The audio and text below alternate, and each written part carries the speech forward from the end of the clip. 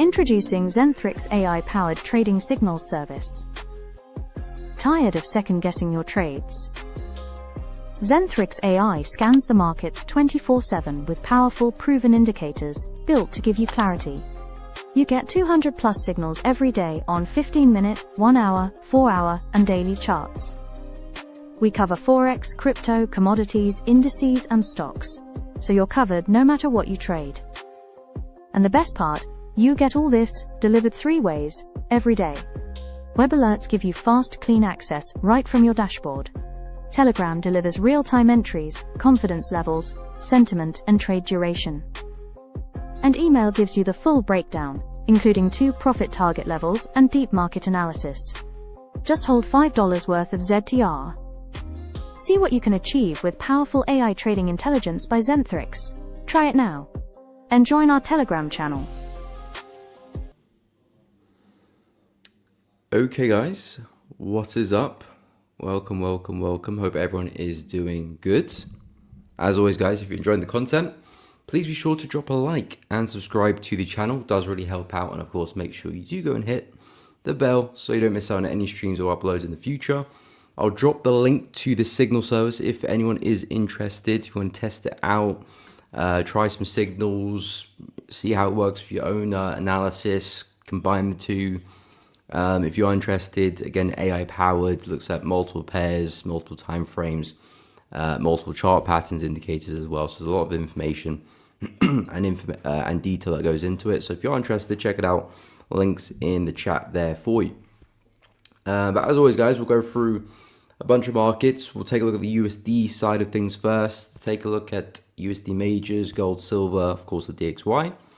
And if you have any requests, let me know. We'll go through it together. Any particular pairs, let me know. What's up? Let me say Adog. Welcome to the stream. Hope you're well. Always happy to learn from you. Appreciate it. I'm glad you're finding the streams useful and learning a lot from it. That's good to hear. Emmanuel, welcome. Currency that I want to trade currently, and I'll go for my watch list after I go through the USD pairs. There's a few on my watch list, probably about 2 or 3 that actually look very good. But I'll go for that shortly. Tashi, good morning, hope you're well. Rachel, good morning, hope you're well.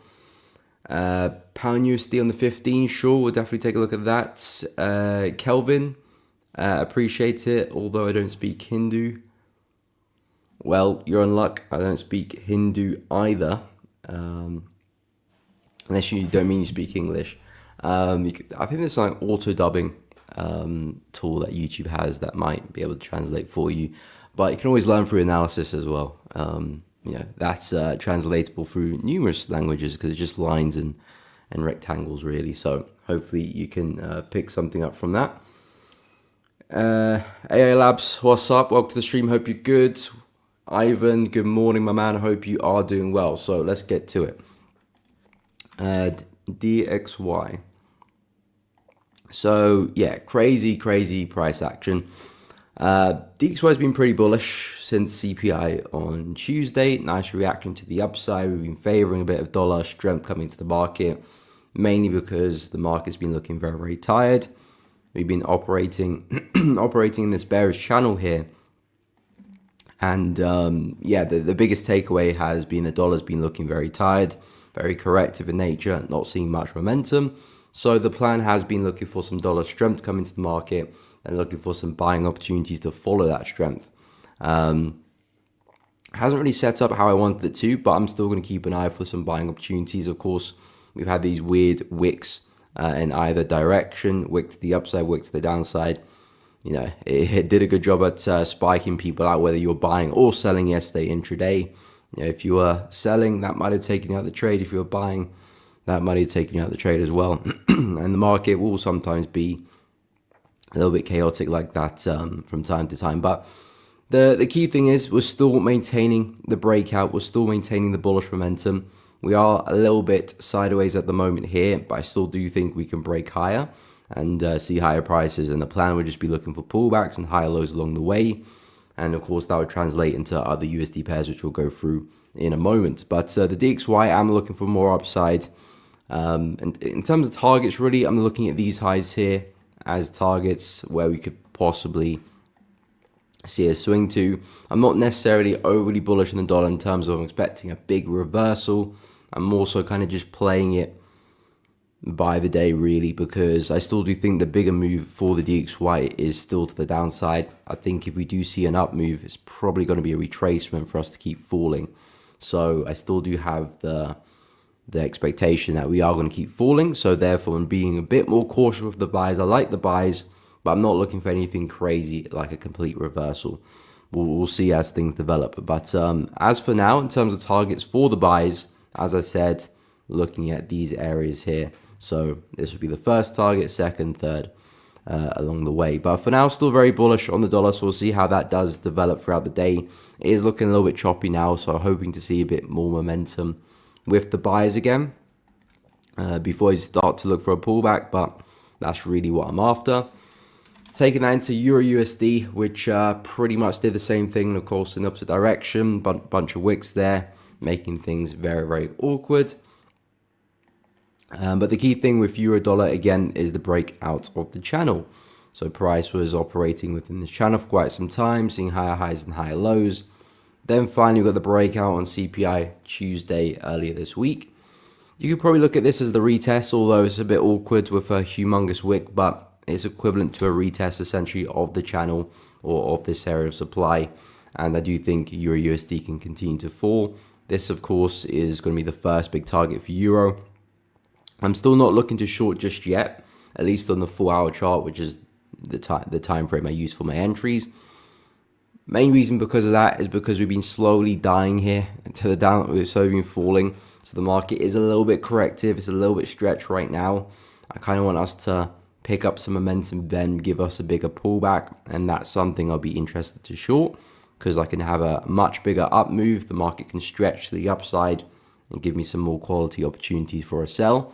At the moment, I think intraday there might be some opportunities to follow that lower, but nothing on the 4-hour chart for me just yet. But this is what I'm looking for, somewhat of a head and shoulder pattern. You got the left shoulder, the head, and now of course that will be the right shoulder. This will be somewhat of your neckline, and that will be the opportunity I'm interested to short. And similar with the DXY, these will be the targets for euro dollar on the way down. I still think euro dollar's bigger move is likely to be to the upside longer term, but we might see a nice counter trend, counter bearish trend, which is probably worthwhile to take advantage of. So I'm going to keep a close eye on euro dollar, especially with how the DXY does develop as well. But yeah, I do need some momentum to pick up because we're looking awfully corrective. We might have broken out the channel successfully, but it's looking very chaotic right now and very corrective, so the shorts are not looking that appealing. But let's say if momentum can pick up, find a pullback, maybe even to retest that same area, this could actually be a very smart buy. Probably lines up with the retest of that high there as well. So that's something I'm really paying attention to for euro dollar, but that's probably still a few days away from forming. In terms of pound, which is probably my favorite dollar pair at the moment right now in terms of opportunities, I'm liking what I'm seeing. Of course, this one broke out the channel actually quite a while ago now. This one has seen a bit more momentum than euro, so it looks a little bit better.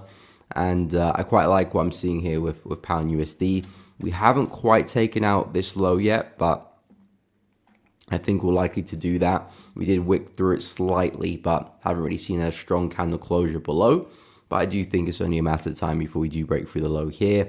And that will be a break of structure, which is essentially what I'm looking for to really validate this bearish bias, because I'm not keen in terms of following this uptrend. I've been saying that for quite a while, just because it looked quite tired. We've taken out some major highs recently as well. So I know that we are a little bit more vulnerable to pullbacks.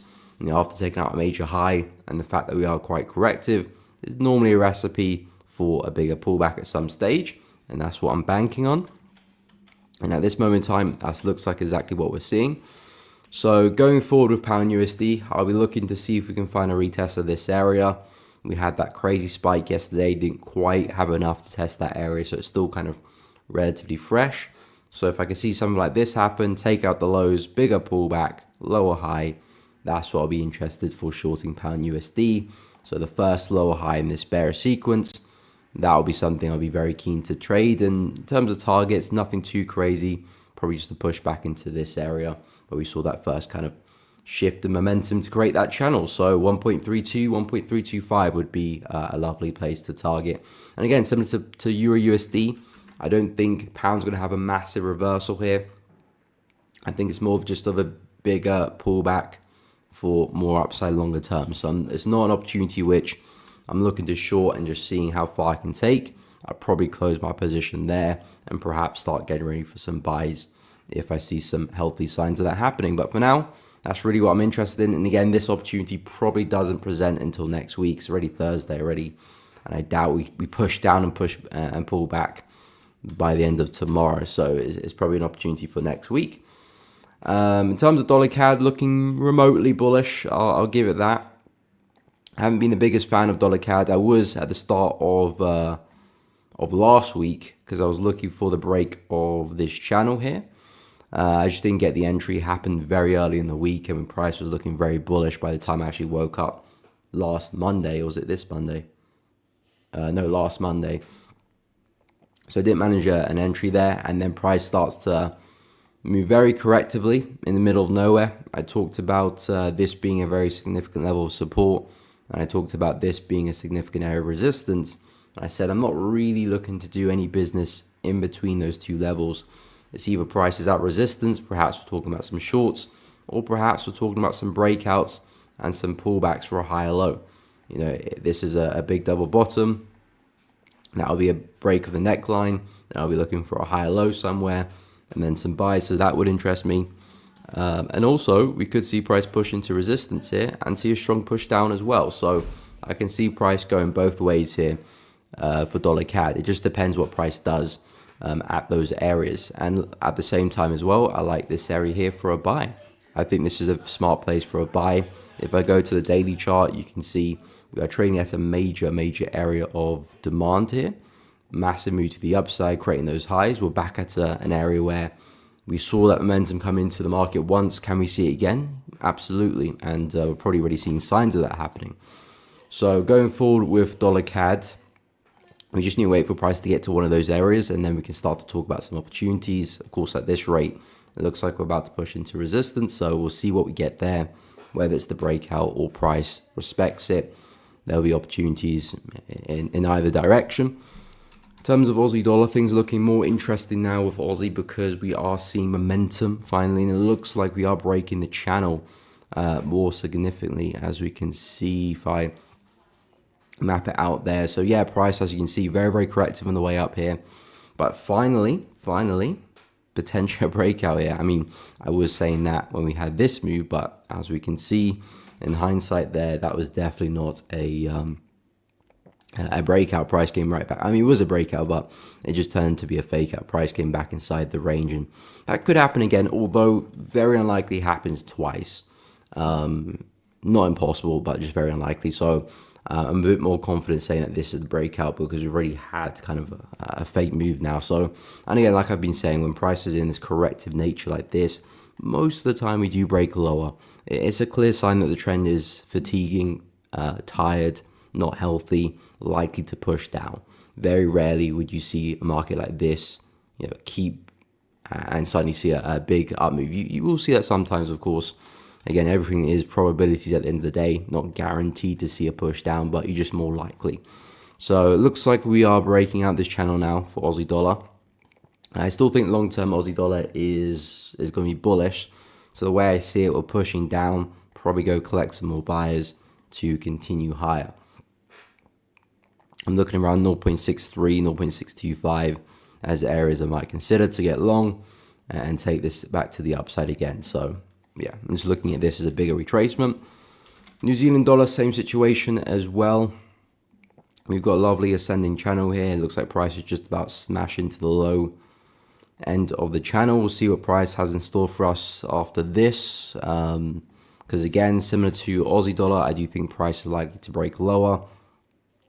Same pattern really, break lower, see a higher low, and then on we go. And we see a bigger move to the upside. It's just Aussie dollar's had a bit more of a tighter correction than New Zealand dollar, but the same pattern I believe is at play.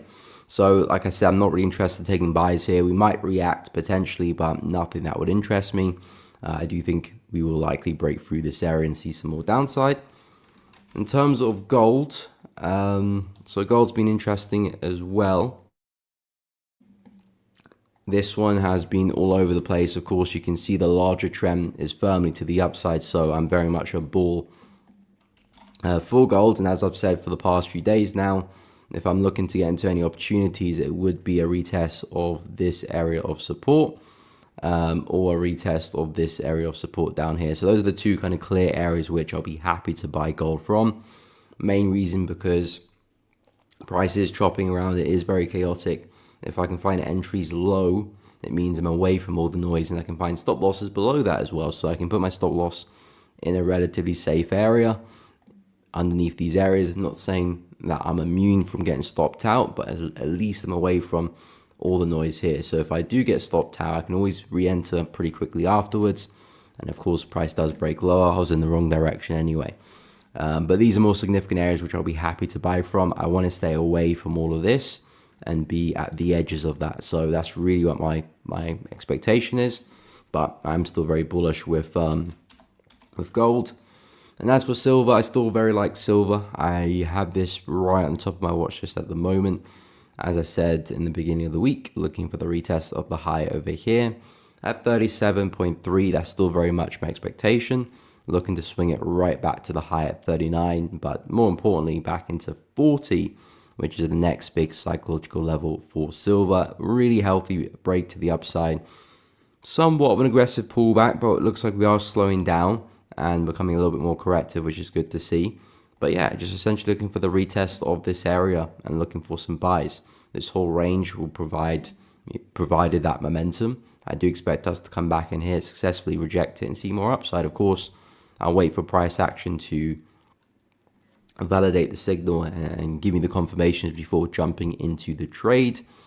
But that is really the area of interest for me. Then yeah, targets back to the high and then hopefully back to 40 and a lot further as well. It's a situation where I probably won't put targets, or at least the bulk of my position, I won't have targets. I'll just trail stops because we're in really healthy trending conditions right now. So I'm not going to try and limit that. But yeah, that's kind of where I'm at with USD for now.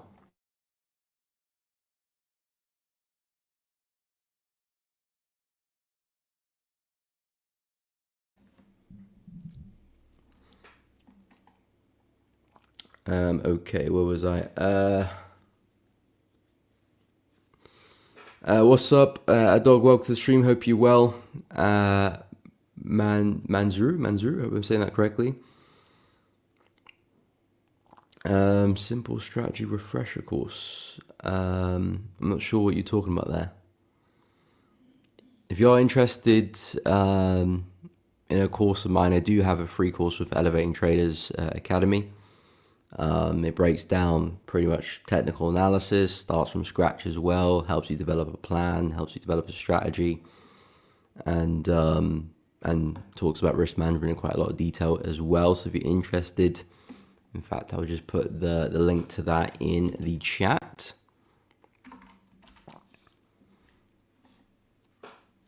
But yeah, completely free to join. So if you are interested, you can check it out. That's the link to the academy. AI pretty good. That's great to hear. Antonio, good morning, my man. I hope you are well. Weekly time frame for Euro USD, okay. Hovering at weekly demand and daily demand besides Trump shenanigans yesterday. The 100 plus pips reaction made sense from a technical perspective. Okay, I'll take a look at that, Antonio. Tommy took Euro, JPY, Swiss yen, New Zealand CAD, and now in profit. Okay, nice. Thanks to you. Well, thanks to you as well. You take the trades. I didn't tell you to take them, so yeah, give some credit to you as well. But I'm assuming you're buying Euro yen and Swiss yen. I mean, actually probably selling Euro yen and Swiss yen on the pullbacks maybe.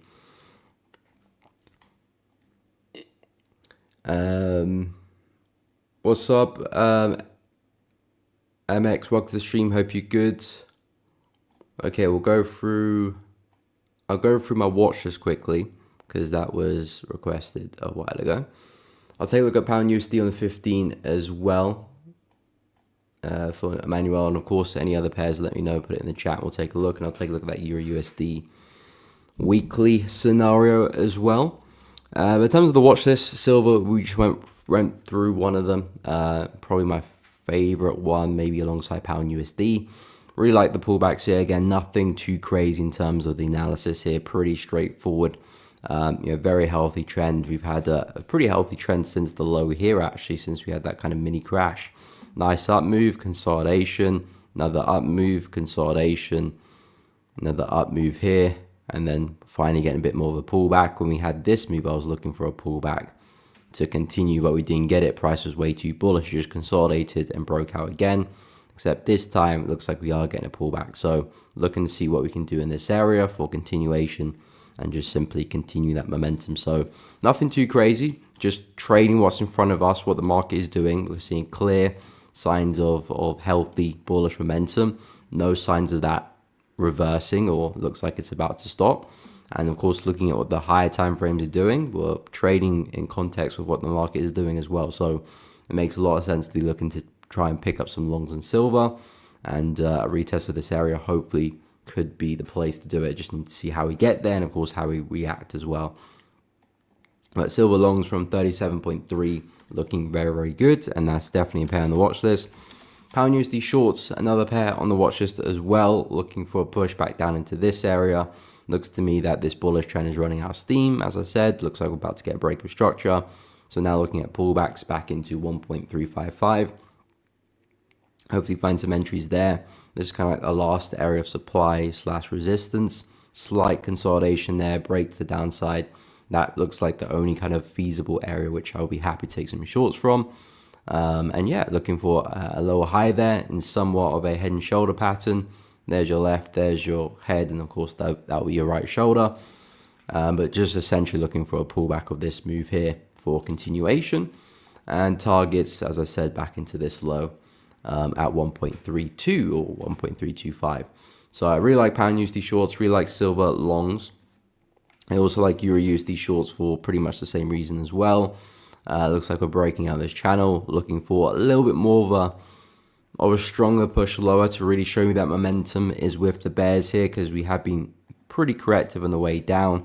We did see a glimpse of momentum off the back of CPI, but that hasn't really shown any signs of continuation yet. So although yes, we are breaking the channel, it hasn't got me too overly excited, because momentum is kind of a key aspect for when I'm looking for pullbacks. Because if I'm looking to follow a move, I want to see clear evidence that there's a lot of selling pressure or buying pressure with that move, and that is best represented with momentum. If you're seeing a big bearish move, then of course there are some big players at play to cause that move, because of course retail traders are not going to cause a shift like that on pound dollar. We're just simply not big enough for that. So we need to see momentum from the higher, from the bigger players. And then, of course, the goal would just be ride the back of that, find some pullbacks and continue that momentum. So, yeah, Euro USD is something I'm keeping tabs on, but momentum's not quite here yet. So hopefully it does. I'm expecting it to do. And, yeah, I'll be looking at some shorts to take that lower. And I am looking at Euro Yen and... mainly just Euro Yen for some longs as well, but I need to see a much bigger retracement before I do get involved with Euro Yen, especially because I look to take my entries on the 4-hour chart as well. So I need to see a much bigger pullback. We've had a lovely breakout of this high here. Next target is a push back into that high. The plan has always been just looking for a decent pullback on the way to that next level of resistance. Haven't really seen that since the breakout a few weeks ago. Price has just been chugging away to the upside in pretty strong fashion there. So just been waiting for a decent pullback, which I don't know, may be happening, may not be happening. I spoke about this area here, which price almost tested. And I also spoke about this area here as well, as areas where potentially we could see the continuation of the next higher low. If the market is just going to stay very bullish, we might see something like this happen. If we do see a bigger pullback, then we might see something like this happen, or even a retest of this high here as well. That's of course a possibility, although I don't see us having that big of a pullback, but you never know. Yeah, you never know. That might be the case as well. But for now, those are the two areas which kind of make a bit more sense. So Euro yen, I still see price continue to the upside. Of course, I do think we are in need of a pullback here. We are seeing signs of that, but I'm hoping for a much deeper one as well before we do continue back to high. So yeah, hopefully we can see some opportunities off the back of that. And yeah, I'll wait and see. But I like the longer term buys here for Euro yen. Shorts for Euro USD, shorts for pound, longs for silver. Those are probably the best at the moment in terms of opportunities for a swing trade. I'm also keeping tabs on Euro Aussie shorts, although it's a bit more awkward now with the crazy behavior we had yesterday. Very strong push to the upside. We are coming back into this area of supply. Now I need to see how the bears react with this area. Are they going to reject price well, see a strong shift of momentum? It could be an entry off the back of that. If we do end up breaking to the upside here, I'll probably stay back, and that might be a higher low. Maybe price wants to swing back to highs there. I do have more of a bearish bias for Euro Aussie. I do think long term, there's actually a pretty good chance we get back to the lows. But I need to see evidence of a lower high forming, which it's too early to say, but I'm keeping a close eye on that forming in this area. Lovely area of supply, really strong move down. Let's see if the bears can do their job again. So yeah, Euro Aussie is a pair which I also like. Not as good as the previous pairs I mentioned, but it's definitely an opportunity which I'm keeping a close tab on. So yeah, I would say those are probably the 5 best pairs I'm keeping a close eye on. Some other pairs which are quite not ready yet. Yeah, like pound yen's got a lot of work before I take any entries on that one. I'll go through pound USD on the 15. Then we'll take a look at that euro opportunity as well. Ivan,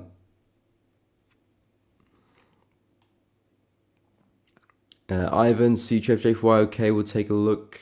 Do you think the next move is a big pullback? Yeah, 100%. Swiss yen, we'll do a huge pullback, 100%. And I'm talking pretty big. I'm talking something like this, or at least something like that, or maybe, I mean, any one of these pullbacks, to be honest. But I'm talking this type of size, really. It might not be as aggressive as this move, but something at least like this. I'm expecting more than this, to be honest, but because this is such a stretched move and we're at all-time highs, so I just don't think there's going to be many people still buying the market. So I do expect when it slides, when the shift happens between buyers and sellers, I do think it's going to be a pretty big one, and we're going to come back down pretty hard. Maybe a retest of that area, maybe a retest of this area. Don't get me wrong, the trend is still up, so I wouldn't be surprised if it's a pullback for us to still see more higher prices, but I do expect to see a pretty big pullback at some point. And typically, if we do look at Swiss yen, it has these very aggressive pullbacks, let's be honest. But when it does pull back, it has pretty aggressive moves down, as you can see as well. And I expect something similar, to be honest. Is what price has been doing for a while, and especially because of how stretched we are, and especially because we're at all-time highs, I expect it to be even more aggressive. So a push back to 180, I think, is pretty reasonable, to be honest. Of course, we could still chug slowly to the upside. We might still, go and do this for a while. I'm not saying we have to drop right now. We could still do this for another week potentially before we do drop there. So, take that with a pinch of salt. I'm not saying short Swiss yen outright because this could still continue for a while. But when it's time to retrace, you're not going to miss it. It's probably going to be a pretty big one. Anyway, let's take a look at pound USD on the 15. I'll get to euro as well. So pound on the 15. So as you can see from the analysis I've just done, I'm pretty bearish with this one. I'm expecting a lot more downside. As for the 15, looks a little bit chaotic. We are trading at very significant support, so you have to take that into consideration on the 15 there. Of course, we had this very aggressive up move. So it looks like price is potentially forming a bit of a bottom. I did say we are looking a little bit fatigued, a little bit tired. We have been trending pretty well to the downside for quite some time now. I do think it's probably time for a pullback at some stage. Of course, you have to be careful with that because we could always push a little bit lower. So, excuse me, when you are taking buying opportunities, you have to be patient, especially when you're intraday. So I'd always wait for price to start to create some bullish structure. We had this very aggressive move here, which just smacked into these highs and came straight back down. So if I'm looking to buy a pound, I'll look to see a higher high and try and buy a higher low somewhere. So if we were to see another big push to the upside, taking out these highs, then now tell me that, okay, pound USD is bullish now in the 15, and I would be happy to take some pullbacks and take advantage of that next swing. Like I said, I do think pound USD's bigger move is to the downside, and that's where I'm looking to short in the 4 hour. But this is my area of interest too short. But we might see some nice buying opportunities on the way up to that area, and then we can speak about some shorts later on, and there could be some nice longs to take along the way.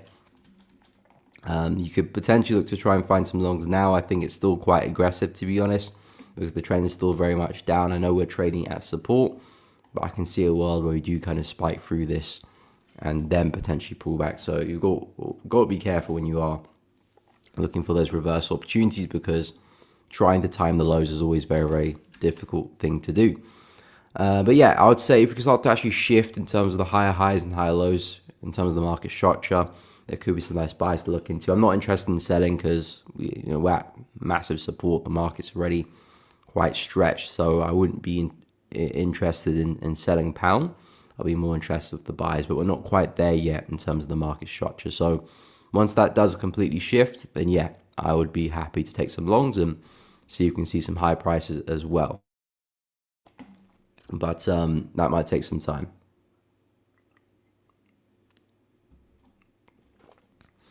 In terms of Euro USD,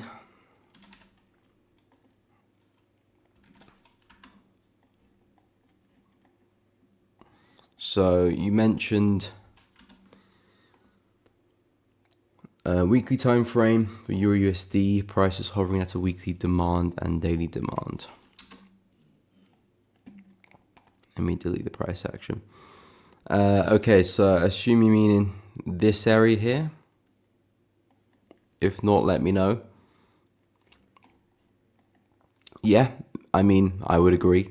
That brief doji there, then of course kicked off with that following bullish candle, which was pretty big. You had the impulse, consolidation, price was building up, then eventually a nice continuation. So we are coming back into bullish territory where price can of course see some more upside.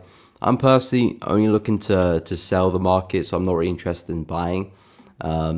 Like I said, I do think the market is quite tired as a whole. Yes, this is still definitely an area of demand where we could see potentially price bounce, but I do think because the overall market structure is quite tired, if you look at the way that price has trended here, it hasn't been with much momentum. So it's not really something I want to continue. Not every area of demand is worthwhile, looking to trade. Of course, not to say that this one isn't, but I'm just saying because of what I'm seeing in terms of the behavior and how price is trending, it's not really convinced me to get long. So with Euro USD, I'm not so keen to keep buying. Yes, we are coming back into an area of demand, more specifically this area here. But I do have the expectation that we are probably going to see more downside. So that's what I'm leaning towards. I could be wrong. Maybe price does find support here, and maybe we do rally from this. I could be wrong. Of course, we don't have the crystal ball, but based on how price is moving, I'd rather be looking to sell euro than buy it. And yeah, I need to see more momentum before I even start to look to sell either, because it's still a very corrective move down as well, which is kind of the same idea here with the corrective move up. So I do need momentum to pick up. Then yeah, I'll be keen to look for some shorting opportunities. But I look at euro, it looks very tight to me. So yes, we are pulling back into demand in areas where buyers could look to enter the market and push price higher. I'm just not seeing a trend worth following right now. So until I see a more healthy bullish trend, I'm going to refrain from buying and expect the sells to be a bit more meaningful, because that's where the market is going to likely have a bit of a breather, a bit of a relief before perhaps we do continue that bullish trend. So that's kind of where I'm at with Euro at the moment. But yeah, of course, we did have a very strong reaction at that area, which of course, technically wise, you've got that big spike there. So that kind of coincides with the area of the demand you mentioned. Whether we are going to continue to react and see more upside or continue to fall, we have to wait and see. But as I said, I'm more interested with the sell. So this is what I'm looking for. We'll see if we get it. If price was probably to break through this counter trend line, I'll probably stand corrected. If price was to close strongly above that, then yeah, I probably am in the wrong direction, and Euro is probably going to push back to highs at that point. But until then, I'm going to keep an eye out for the sellers.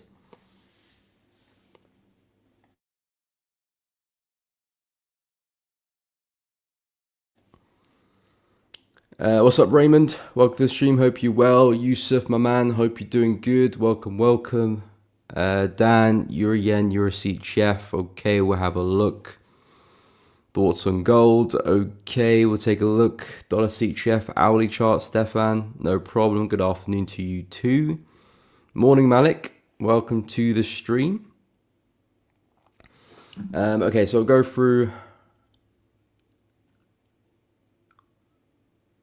Trying to make sure I don't miss out on any requests. I don't think I have. Okay, I'll go through CTO JPY for Ivan, and then I'll take a look at Euro Yen, Euro Swiss, Gold, Dollar CHF as well.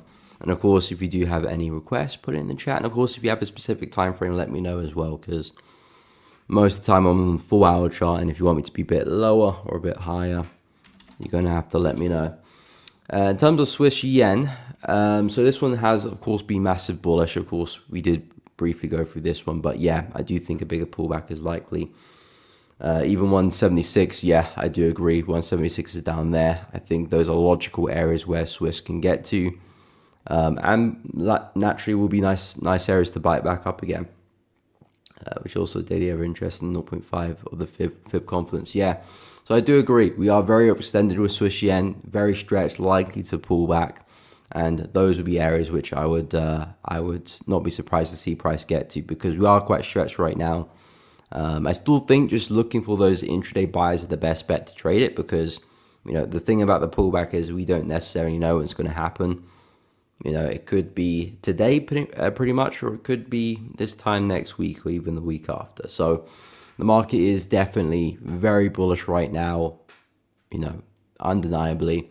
But we are all-time highs, and we very much all know that this is not going to continue forever, especially in the FX world. Even with indices will chug away, create new all-time highs, and then eventually have a bit of a drop before they do continue. Same thing with FX, and a lot more frequently as well, and a lot more aggressive too, or it can be at least. So yeah, with Swiss yen, I do think a big drop is likely. Just have to stay patient for that, and don't be too aggressive, because there will of course be people out here trying to short and trying to catch that high.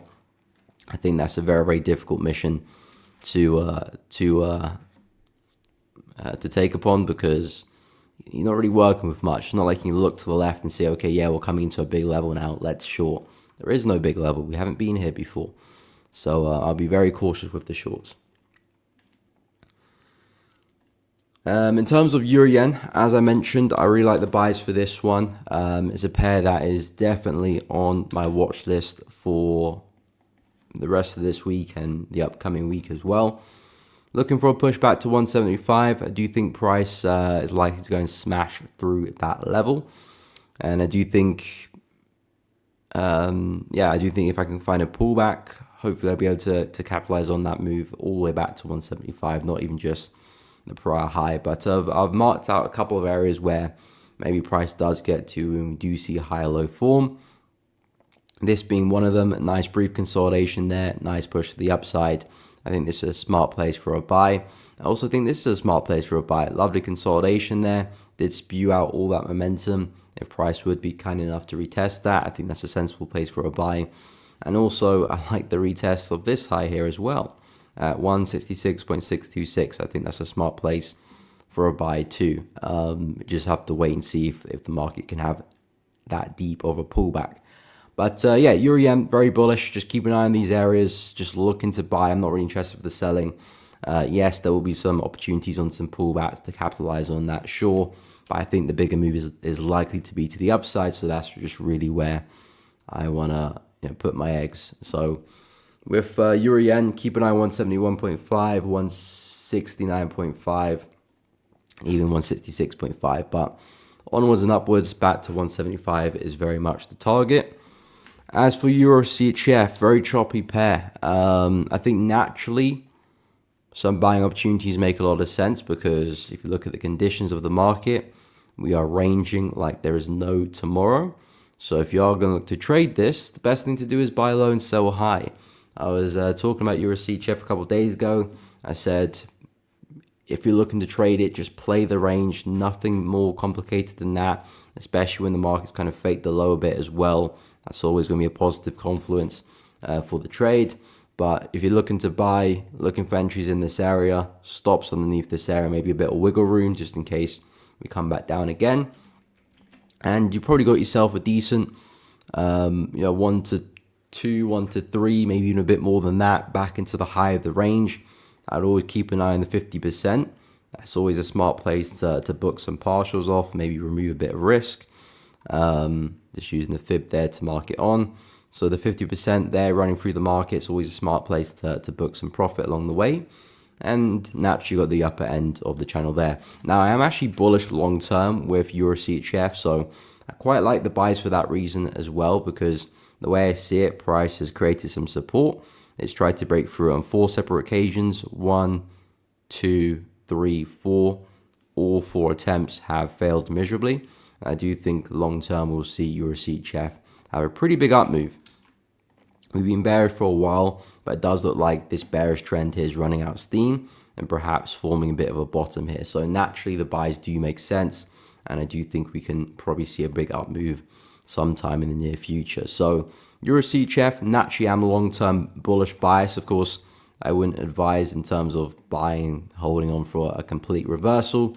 It's probably going to happen for quite some time. But you do have that natural kind of backing on the higher time frames. Price has been trying to break through a floor. It hasn't broken through it. You're expecting buyers to be successful and take us to the upside. So it's just the range here of Euro CHF. Long-term analysis, I do favor upside. But at the moment, you've kind of got a textbook range here. And the best way to trade a range, as I always say, is buy low and sell high. And now that you've got a bit of a fake out there, take out some of these lows. That's obviously a positive confluence for the trade as well. So if we can hold the support level here, great. Stop losses below, targets back to the high, keep it simple. And like I said, the 50% is also a smart place to book some profits there.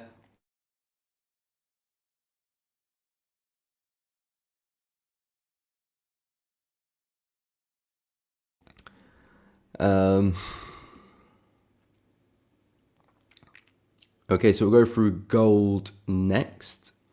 I assume on the 15 as well, Yusuf, so I'll take a look at gold in the 15, although you should know by now I'm not a big fan of gold in the 15 right now. Not in general, just in terms of the current conditions, it's horrendous, but I can take a look, no problemo. Dollar CHF hourly, Stefan, we'll take a look.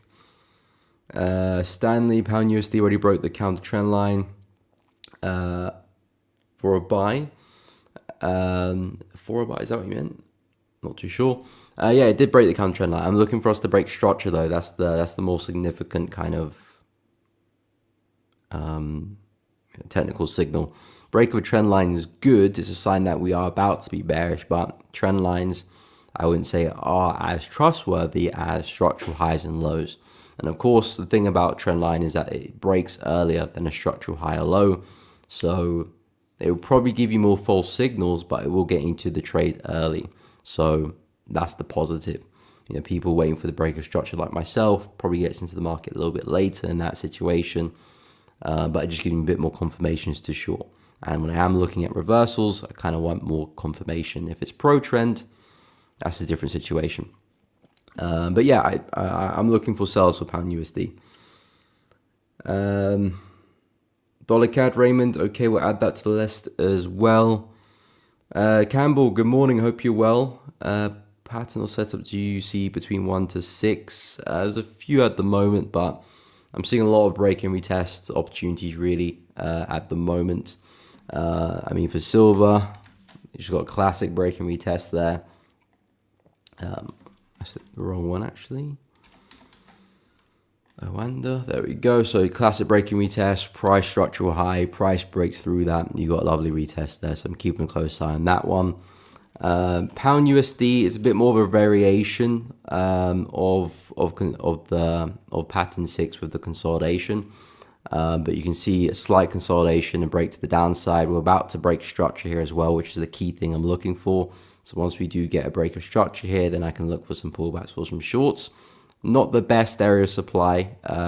Main reason momentum hasn't been tremendous from this area, or the consolidation hasn't been tremendous either in terms of how long it's happened for, but it does tick the box in terms of a brief consolidation and a sharp breakout, which is what I'm looking at for my areas of supply.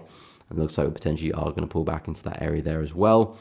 So those two are kind of probably the best in terms of on the 4-hour chart, at least in terms of the patterns I'll be looking at. Of course, I'm sure if you drop to the 15-minute, you probably see some more patterns across different pairs. But for myself, pound USD and silver tick the box as well for me at the moment. Let's take a look at gold in the 15. So gold in the 15, not a big fan of this guy. Very, very chaotic behavior as of late, which is kind of why I said stay away. It's just too much noise. And yeah, of course, we had a lot of kind of crazy behavior across all markets yesterday, so not just gold. But yeah, not a big fan of gold, to be honest. Gold in the 15, would I do anything with this? Absolutely not, to be honest. Absolutely not. There's no consistency with the market structure. You know, we're trying to break to the upside. Of course, in this case, we didn't quite do that. We just had some wicks. And again, don't really view wicks as a complete break of structure. I want to see candle closures above highs and lows. That really does, you know, confirm the break of structure. Wicks often kind of mean a fake out, to be honest. So not really a break of structure there, just price coming back to respect the prior high. So I would still say we do have some bearish structure here for gold, but would I look to trade that? No, there are better opportunities elsewhere. And if there aren't better opportunities elsewhere, then I would just not trade. I would just wait for gold to improve. So gold's extremely flat right now. No consistency with the trend at all. Yeah, I'm not really seeing much of an opportunity. I do have a feeling that gold probably does push lower. The reason why I say that is because I'm kind of looking at this as a big impulse, and this is somewhat of a correction and possibly a continuation lower. That's more of a shot in the dark than anything, really. I wouldn't look to try and trade that. That's just kind of maybe instincts or just experience coming into play there. So I kind of do expect gold to fall, but like I said, kind of is not a good situation to be in when you're trading. Of course, you never know for certain, but you want to be fairly confident with your bias. And the only thing I'm fairly confident about with gold is possibly some bias from one of these two areas. And that's more of a swing trade. So I'll be waiting patiently for that to happen. But for the 15-minute chart, yeah, I'm not seeing anything here. I know we're approaching support. There might be a bit of a bounce here, but that's more like a sculpt, to be honest. I wouldn't try and hold for a crazy move. There might be a bit of a sculpt off that low. But yeah, I'm not seeing much of an opportunity. Maybe if price picks up momentum, we see a strong break to the downside, maybe a retest like that might be something to look into, because at least this bearish structure is a bit more established at that point in time. And of course, you've got some nice broken support, which will be turn resistance. That might look good, but we can speak more about that if it actually does start to develop. But at the moment, yeah, gold, nothing of quality there on the lower time frame, at least from my opinion. Dollar CHF hourly chart, interesting. Of course, we've seen some dollar strength come into the market. I spoke about this area as a nice place for a short for dollar CHF, but again, I'll be very cautious with it, keep it short and sweet, and that's kind of what happened, to be honest. I did say this is a nice place for a short, but I wouldn't look for a big move. You know, price did tap into this area yesterday. Of course, the news happened, and we did see a bit of a strong reaction there. But it hasn't done anything special, hasn't ripped through the lows, hasn't come back to retest the lows. And I do think dollar CHF is likely to break higher, to be honest. So I'm looking at dollar CHF here, and I do have somewhat of a bullish bias. But in terms of really confirming that, I want price to break through that level we are trading at and this trend line, which looks like we're about to get. So if we can get the break of that, that would be a very bullish signal to me. And yeah, higher lows and higher highs make sense. And I think we can see a bit of a pullback. I do think dollar CHF is a bit overstretched here and we're running out of some momentum. So I do think buys could be looking very, very good in the next few days, but not just yet. We're still trading resistance, arguably still respecting the trend line. We need price to get rid of all that confidence before buying. So I'll keep an eye on this. It's a very similar opportunity as to what I'm looking at for pound, as to what I'm looking for euro. A bit more momentum, then a pullback, then a follow through, banking on strength with the USD continuing. And if I take a quick look at the DXY, I'm pretty much looking at the same thing here for the dollar as well. So yeah, that's really much that's the plan there with dollar CHF on the hourly.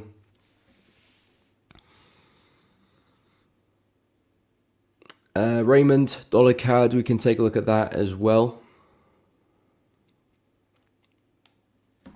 Dan, oil, okay, no problem. Hey, no problem. So happy to be a part of this group.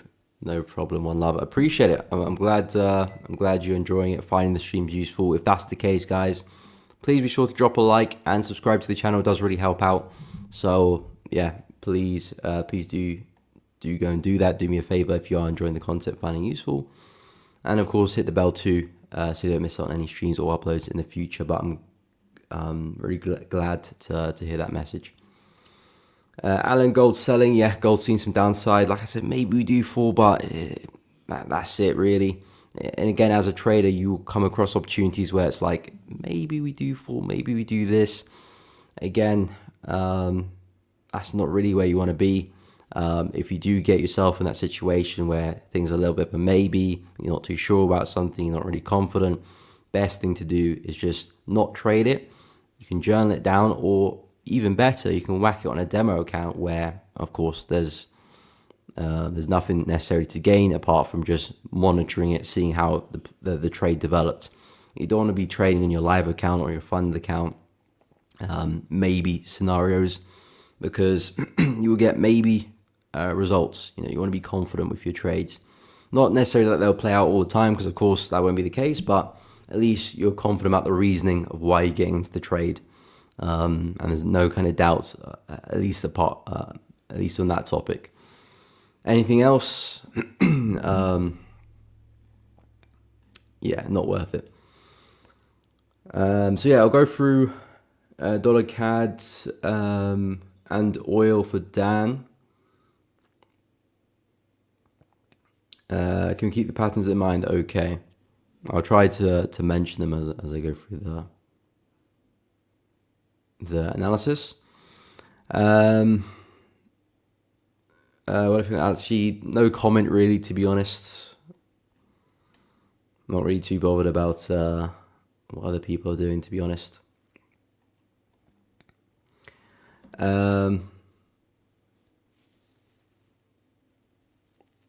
What's up, Henry? Welcome to the stream. Hope you're doing good. Pound NZD, sure thing. Malik, morning. You missed my chat. Did I miss your chat? My bad. Good morning, my man. Hope you're well. My bad. Yeah, sometimes I do miss chats, unfortunately. But I hope you're doing good, Malik. Any pairs you're looking at, let us know. Pascal, I'm saying that correctly. Good morning, hope you're doing good. Cajun, Aussie, and New Zealand. Okay, a yen frenzy over there. We'll get to it first. Let me go through oil and dollar CAD. So dollar CAD, another USD pair, which has looked pretty atrocious as of late. The price action, very corrective, and I haven't been a big fan of it. Haven't really been trading at any area of significance, so I haven't really been looking for opportunities. I was looking at buys last week off this area here. I was hoping to see another push down and then get the breakout of this channel, but price was trading here as we came into the week, And then as I woke up on Monday morning, price was already breaking through, and then I didn't really find an opportunity to get involved. And then price has just been correctively ascending here. So hasn't been neat and tidy really with dollar CAD, but the way I see it, we've had a big bearish trend here, which is starting to find perhaps a bottom. And as I mentioned earlier, it's not anything fluky. We are coming into a pretty big area of demand, which the last time we were here, we had a brief consolidation and we exploded to the upside for a lot of momentum. So naturally, expecting a lot of buyers to be doing their business in these areas, and it looks like this bottom is forming exactly in that area, and perhaps there's more upside to be had. Of course, if dollar's going to keep up that strength, it probably does take dollar CAD higher. So if we are looking for buys for dollar CAD, then as I said, we need to get a break of structure here, which is to take out this high. If we do get a break of structure, then that convinces me, okay, that double bottom really does mean business. Then I'm looking for pullbacks, a higher low, and some buying opportunities. It might be a retest of the high here, might be a slightly deeper retest, maybe a retest of this consolidation. I will let you guys know as things progress, but of course we need to get that break of structure first.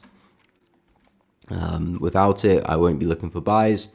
And equally, if price does want to remain bearish, and if this trend isn't done yet, then I would expect us to push into this level and respect it. So it's a very make or break situation right now of dollar CAD.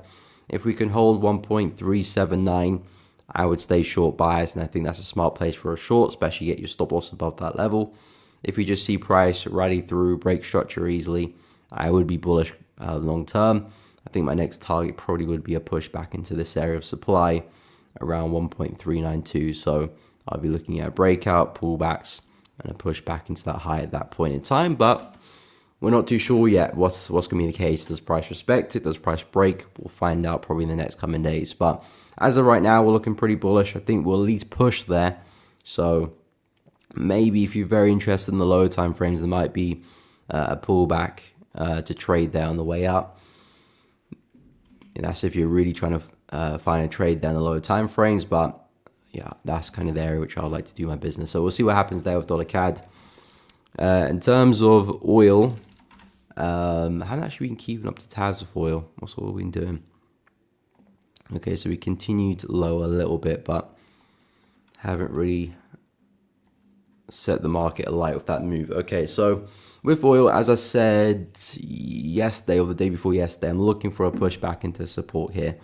Main reason is that this bullish move hasn't convinced me one bit. It's been very, very corrective. We're seeing meaningful selling pressure coming to the market. This looks to me that it's almost a correction of this bearish move here. You know, very strong push down, slight bottom forms, but a very corrective move back up. I wouldn't be surprised if you completely melt down in a similar fashion. So I'm seeing what we do at this level, and the reason that level is very important is if I expand to the weekly chart, it's a very, very significant level of support for oil. So as you can see here, this support level has held us in numerous occasions for quite some time, and this is our only breakout to the downside. So if the market does break through this, then this of course will be our next target. A break of 65 will likely take us into 55. If we can respect this area and reverse from here, I'll be looking for a push back to this high, 76, probably push back into 80 as well. So this is a very pivotal area for me, depending whether we break or retest it well. It will kind of dictate my buys for the next month at least. So going forward with oil, let's see what price does at this support level. If we can push down, respect it well, maybe a nice double bottom, strong bullish engulfing candle, that could be a very nice buy on the 4-hour chart or even the daily as well if you really want to swing this one. That could be a very smart buy, and as I said, long-term targets, a push back to the high, but you probably want to secure some gains coming back into this area here, just in terms of a management standpoint. In terms of the shorting opportunity, then of course want to see price break through this, start to respect the resistance.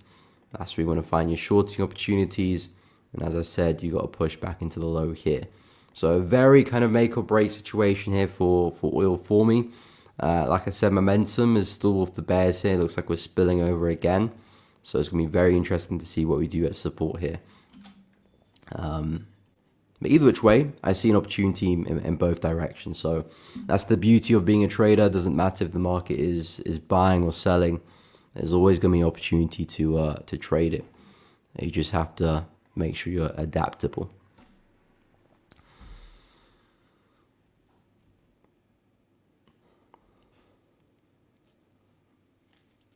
Okay, so that's kind of where I'm at with oil and dollar CAD. Next, we'll take a look at pound NZD for Henry. I don't think I've missed out a pair somewhere. We'll go for pound NZD for Henry. We'll take a look at the yen pairs as well for Pascal, CAD yen, Aussie yen, New Zealand yen. No problem, Yusuf. Happy to help.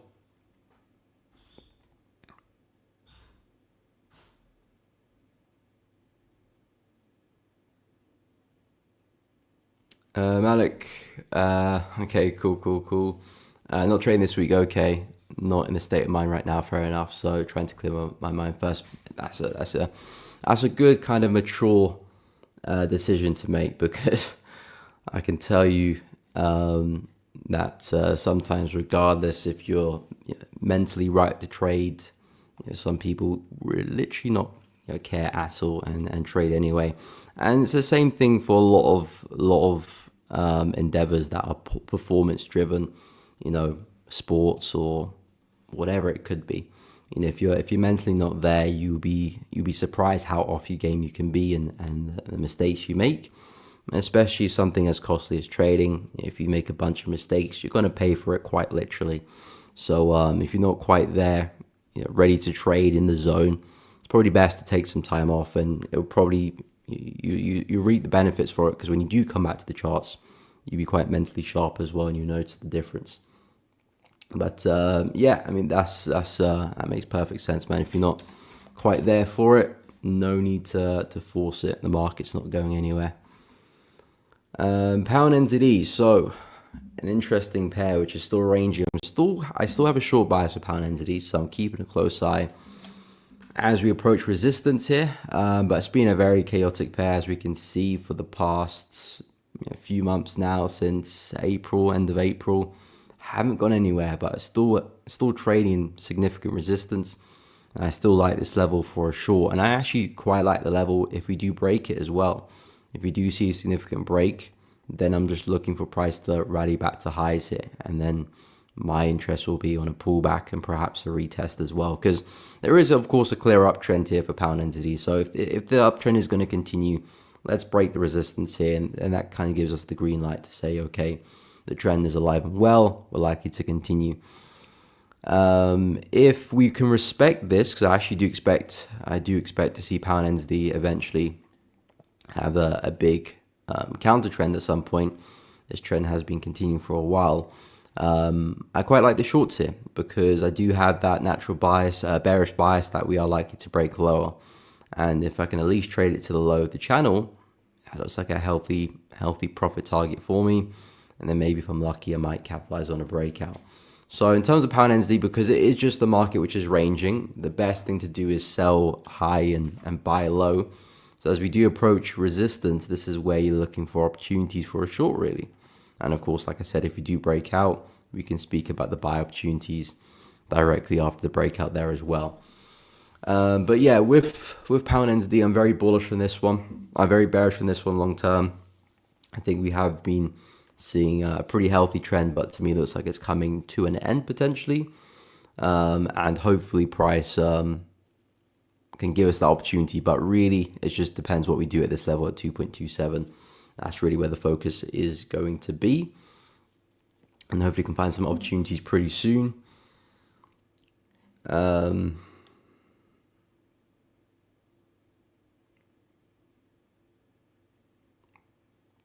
Annie, do you trade shares in equity market? No, I don't.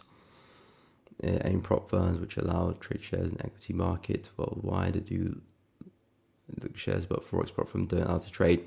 I'm sure you'll be able to find it. I don't know of any myself, because it's not really something I trade, so I don't really look out for it, but I'm sure there will be some prop firms that will facilitate that.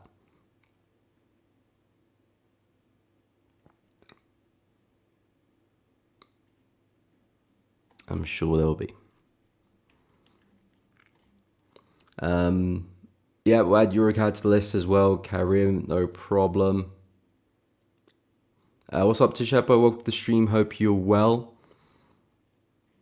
Let me go through the yen pairs next. So CAD yen, Aussie yen, New Zealand yen. So some of the yen pairs which I'm not too keen on trading. So in terms of the yen pairs, yeah, so CAD yen was actually surprising yesterday. Well, past few days, because we picked up some momentum. We had some CAD news as well. Of course, we had some yen activity as well yesterday, so we've got some wicks to take into consideration. But to me, it looks like CAD yen has somewhat reversed this bearish move here. So I do think a push back to 110 is a pretty realistic move now. So the idea for CAD yen is a pullback for some more longs. I haven't been quite convinced with CAD yen, but it's been a very corrective trend. It's not like we've seen a beautiful reversal, very impulsive move, and something which I like to follow, similar to what Euro yen has done. That's been a very nice uptrend there. It looks healthy to follow, and it looks likely that's going to keep going. CAD yen has been almost the opposite, been quite corrective, but lately it's picked up some momentum in this move to some extent. But yeah, I do think we're likely to push to the upside here. We've broken through this trend line here, which is a sign that, okay, the sellers are not really doing a good job anymore. We've had multiple attempts to try and sell off, but the buyers are still doing a pretty good job at seeing these higher lows. So in my book, I'm keeping a very close eye on a retest of this area. And then I'm looking for a buy back to 110, which is pretty much where the high lines up here. So going forward with CAD yen, I'm pretty bullish on this one, and just keeping a close eye on some pullbacks really. I did suggest that this would be a nice area for a buy, very deep pullback. We've got this trendline confluence here as well. I think that will be a smart place for a buy as well. Also, I like the retest of the high as I suggested, but it depends on the pullback, and I don't like the fact that we've already tested it with that wick, to be honest. But hey, if we get there, start forming some wicks like this, then yeah, it could definitely be a very nice buy. Like I said, the deeper pullback is also a possibility. We've got the trend line there as well. But CAD yen, to me, I think the buys make a lot of sense here, and a push to 110 makes a lot of sense as well. So quite bullish there on CAD yen. I do think higher prices are likely. In terms of Aussie yen, this one's been interesting. I say that because, again, with this one, I mean, I'm still looking at this move as potentially a pullback of this leg. So I'm being cautious as we do push up, because we're coming more into bearish territory where a lower high could form in a push down. I still quite like the buys though, because I like this bullish structure which we've created. Of course, breaking structure here to our left as well. So I quite like the bullish structure here as well. A lovely consolidation below us over here, which of course kickstarted this move. Quite like the look of a retracement into that and a buy. So as I do drop to the 4-hour chart, I actually am keeping an eye on a pullback here for Aussie yen. There's probably somewhat of a trend line connecting the dots there. I wouldn't say this is the most kind of obvious trend line in the world, but there's some logic to it, connecting these major higher lows. And of course, we are coming back into that big range where that momentum came from. So looking for a deeper pullback here for Aussie yen. That seems to be the theme of the market. We had a pretty deep pullback back over here.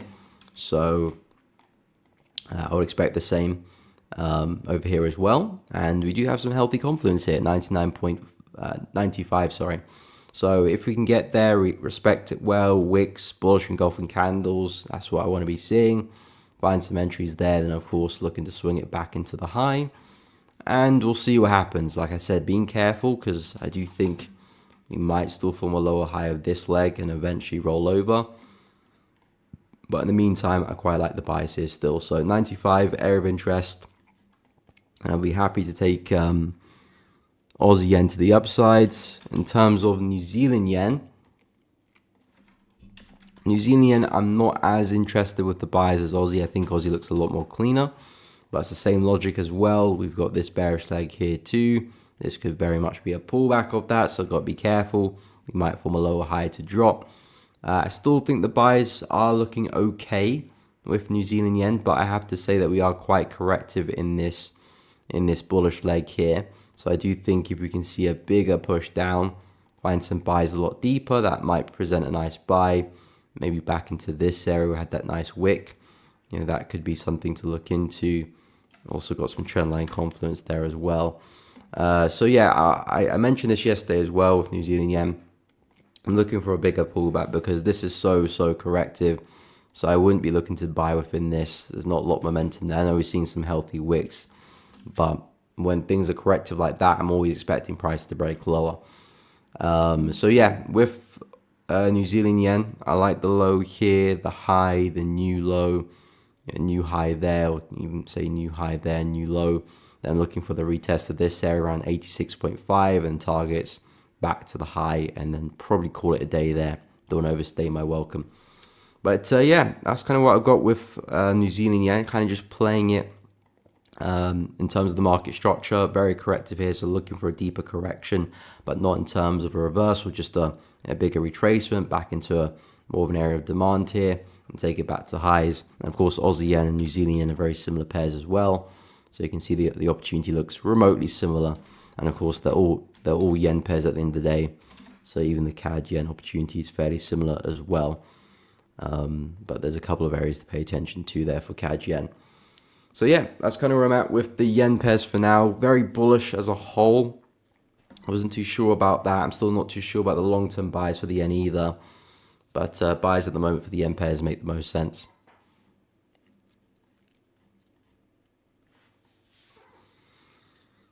Okay, so we'll go through Euro CAD next. Yeah, we'll go for Euro CAD next.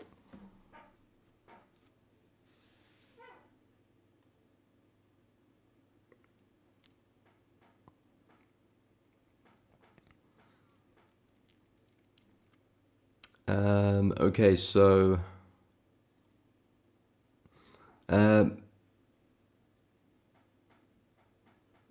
what are the confluences? What confluence do you look at when price enters your point of interest to pull the trigger on the trade? Good question. Well, it's not necessarily confluences I'm looking for. It's more so just the price action in that area. So it's not, I've already got my confluence. So in terms of support resistance, trend lines, higher time frame market direction, all those kind of technical aspects, they're all in play already. So those confluences done. Those make the point of interest. So in terms of when price gets there, I'm just looking to see how price behaves really, to be honest. So for example, for example, I'm just looking to, let's say that we got a level here, for example, so, and price is heading towards there. So there's two aspects really which I'm keeping tabs on, is how we get there and what we do when we get there. So for example, if price is pushing to a level, and let's say this is, a pullback. So let's say that we've got a nice uptrend here, and then, price is pulling back to a level which I'm expecting price to continue to the upside. So I'm looking at how the market is pulling back. I want to see primarily quite corrective behavior, or at least more corrective behavior than the bullish leg we just had. So I don't want to see impulsive behavior back down. That's a bit of a red flag.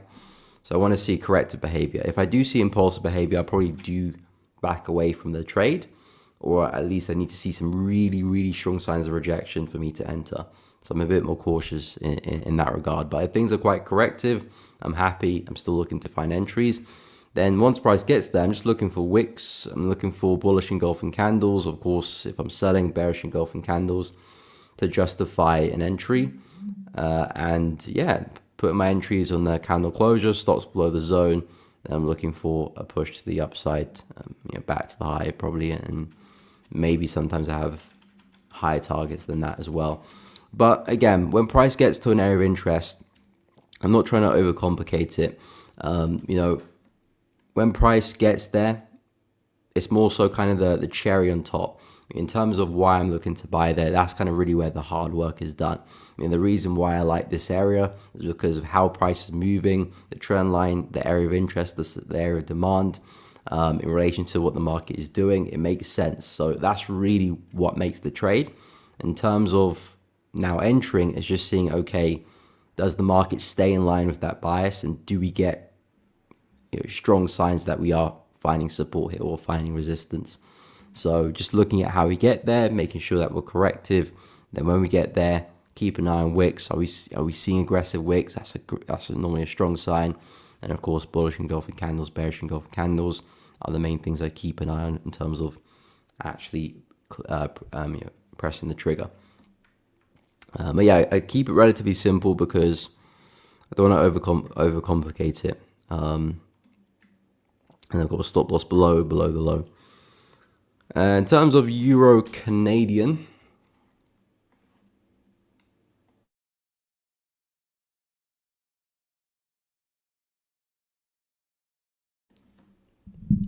so in terms of Euro CAD, yeah, so I spoke a lot about this one yesterday. I said that I like what we're doing, or I like where we're trading, at least, not necessarily what we're doing. I like where we're trading, to be honest, because we're trading in a big area of resistance, and especially the monthly chart. This is also a massive psychological level of 1.6 as well. So it's definitely a meaningful area in the higher time frames. And I do think we can see some downside here for EuroCAD. So naturally, I am looking to short EuroCAD. I know we have been quite bullish, and we do have somewhat of an uptrend at play. But of course, when price hits resistance like this, I'm not going to continue looking to buy EuroCAD. I want to see evidence of us breaking through that zone if I'm going to keep looking to buy it. But of course, at the moment in time, I'm definitely not seeing that. So I do have somewhat of a bearish bias here for EuroCAD. Karimi said it looks like EuroCAD's ready for a long after 4-hour descending correction. Yeah, I'm not really interested about buying it. Not to say that we can't keep buying and we can break through the zone. Of course, we can do that 100%. But based on where we're trading, I wouldn't want to be looking to buy, especially as a swing trade as well. I think from a day trading perspective, you might get a little bit more lucky there because you're only trading for the day. You need to see a bullish day to make a profit. For a swing trade where you're looking to hold for a few days, maybe more than a week, you might run into trouble there. So I'd be cautious of that. But yeah, based on where we're trading, I'm not so interested with the buys anymore. Yes, there's an uptrend. Yes, there's still higher highs and higher lows, and yes, this uptrend could still continue. But I would not want to try and find the buys in this area. If this was trading like down here, then yeah, I would like to try and find opportunities to continue the trend because number one, I would expect to get to resistance. Number two, we're not trading directly into a big area, so there's no alarm bells ringing. Here, there is big alarm bells ringing. So like I said, not that we can't continue, but it's just not an area which I want to buy from. What I'm looking at personally is some counter trend structure forming and some lower lows and lower highs to trade. That's something I'll be a bit more interested in. Not really seeing signs of that happening just yet, so being patient, but that's really where I think the quality trade will be and the bigger trade will be as well, especially if we do respect that area. So EuroCAD, based on where we're positioned, I'm kind of only interested in selling. I know it's an uptrend, but it's just not an uptrend which I'm looking to follow anymore. And it's quite corrective as well, to be honest, too. So it's not like the trend is super healthy and looks good to continue. I'm not the biggest fan of the trend either. So yeah, I'm personally looking to short. Like I said, not here yet, so not shorting just yet.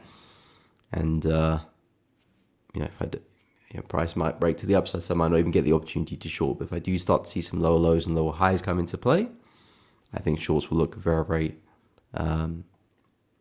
very attractive going into the future. So that's kind of where I'm at with EuroCAD.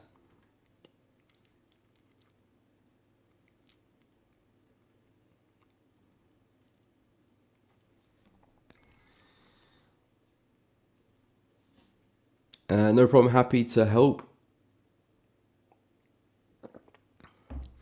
What's up, Pavanator? Welcome to the stream. Happy Thursday. Hope you're well. I appreciate it, Malik. Yeah, guys, if you are enjoying the stream, please be sure to drop a like and subscribe to the channel. It does really help out. And hit the bell as well so you don't miss out on any streams or uploads in the future. If you are interested in signals, I do have a project which we just launched recently, Zentrix, which is built around AI tools for traders, AI powered tools for traders, including an AI powered signal service as well, which scans the market, looks for opportunities across different pairs, different time frames, and different technical tools, different indicators, different chart patterns as well. So it's quite diverse. And if you are looking for ideas or opportunities in the market, maybe you have a strategy which you're trading with, but you want to see if you can find some more ideas, potentially you can look at that signal service as an idea catalog, if you will. Or you can trade it outright if you're interested in that as well. I'll drop the link to that in the chat if you are interested. At the moment, we are kind of just giving out for free to celebrate the launch, but it's for a limited time only. So if you're interested, make sure you head over and check it out. I'll share the link with you guys in the chat. So check it out if you're interested. Pavinator, yeah, Aussie dollar is bearish, getting interesting 100%. Let's go 0.62. Sounds like we're fans of Aussie dollar. But yeah, it is looking bearish. Things are looking interesting finally with Aussie dollar. It's been in that corrective channel since the beginning of time, it feels like. But now it feels like we're actually getting a breakout now. So yeah, I do think we can see more downside. I'm looking around 0.625. Well, actually anywhere within this area here. So anywhere between 0.6250, 0.63 is kind of like a worthy area for a buy for me. And yeah, I feel like we can see some buys from there, to be honest. I do think the longer term move for Aussie dollar is likely to be upside. I still think the longer term move for the dollar itself is still weakness, still a weak dollar. So that should keep Aussie dollar flying high for the foreseeable future. But at the moment, dollar strength, we're seeing some dollar strength come into the market. Looks like the DXY is breaking out of its respective channel, as we can see. So looks like more dollar strength is on the cards, and I think that should help us see Aussie dollar fall. But yeah, no shorts, unfortunately. Price just didn't want to test the up end of the channel, and now looks like we're getting the breakout. So yeah, it's been a bit of a frustrating one there with Aussie dollar, I must say.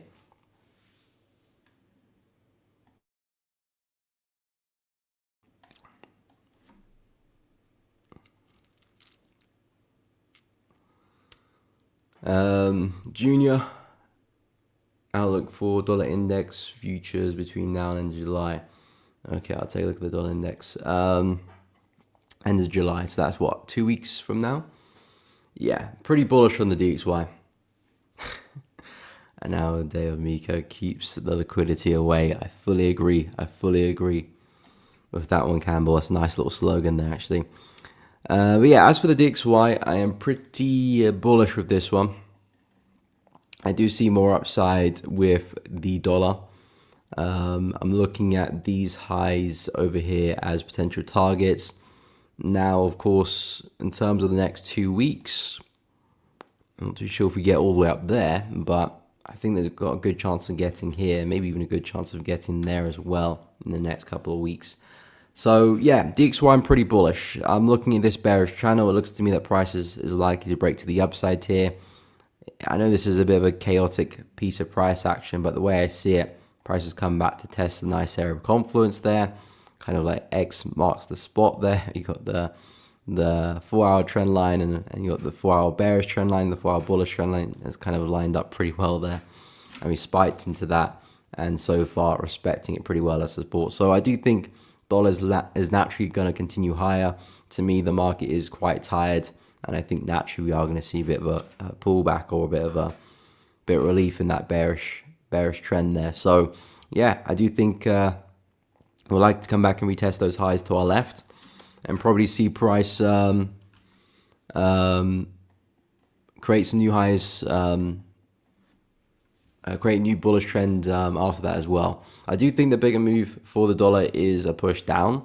So I think my longer term bias is still very much bearish with the dollar, but like you said, until the end of July, I think we can probably see a bit of a bullish trend here.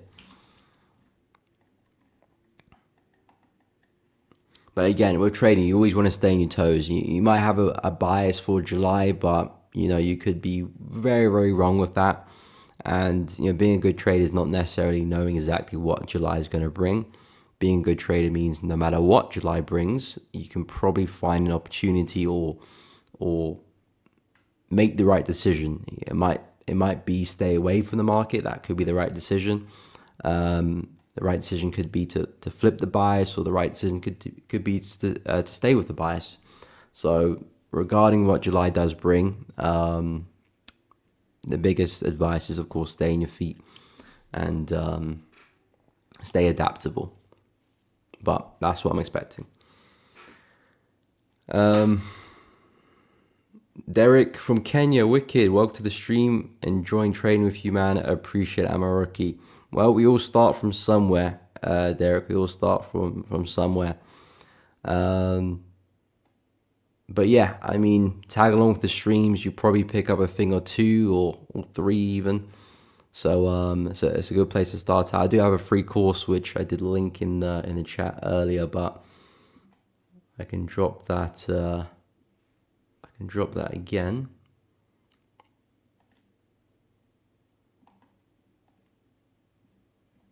Well, I just put it on the screen there. I forgot I could do that. But yeah, I do have a free course with Elevating Traders Academy, which you can check out. A lot of information and technical analysis from literally the beginning. So if you are a rookie, a great place to start, and it will take you up to speed, help you develop your own trading plan, what to focus on. You can pick and choose on what areas you want to focus on as well. With your day trading, swing trading, you can find information there to help you navigate the markets. But of course, it's going to be a long journey. I don't think there is a course out there that will completely change, that will completely, get you up to speed and become a profitable trader. I feel like trading is like a sport necessarily, because there's no course that you can just watch on tennis, for example, that you'll go through a course on tennis and suddenly come out as a great tennis player. To become a great tennis player, you have to spend a lot of hours practicing, refining your game. And I feel like trading is the exact same. Of course, you can get knowledge in terms of technique and what to do and what not to do, but in terms of really progressing, that's where just the chart time comes into play. But that's a great place to start. No problem, Malik. Catch you tomorrow, my man. Appreciate you coming on, or even later on Nick's stream if you're there. Yes, I will be there with Nick on his stream this afternoon. So if you do want to see more of me, head over to Nick's channel. Around 2 hours from now, I'll be live on his channel again. But I appreciate it coming on. We'll catch you tomorrow, hopefully. No problem, Junior. Happy to help. And what is up? Hope you're well. New Zealand CAD for a buy, and you're Aussie as well. Okay, we can have a look. See, New Zealand CAD's been an interesting one. Been all over the shop recently. We're back at support now. Interesting. Now, New Zealand CAD, I've got a feeling we're going to break lower here. I understand why you're looking for a buy, of course, or at support. Would you want to be looking to sell there? Absolutely not. So I understand the logic for a buy. The reason why I think we're going to break lower is because we've had this range for quite a while. And price recently had a nice fade to the downside over here. And typically, if we do fake out one way, price most of the time will eventually break the opposite direction. If you have a range and price fakes to the upside, it's normally to go to the downside. If price has a range, it fakes to the downside, it's normally to break to the upside. Most of the time anyway. Of course, that's not always true, but most of the time.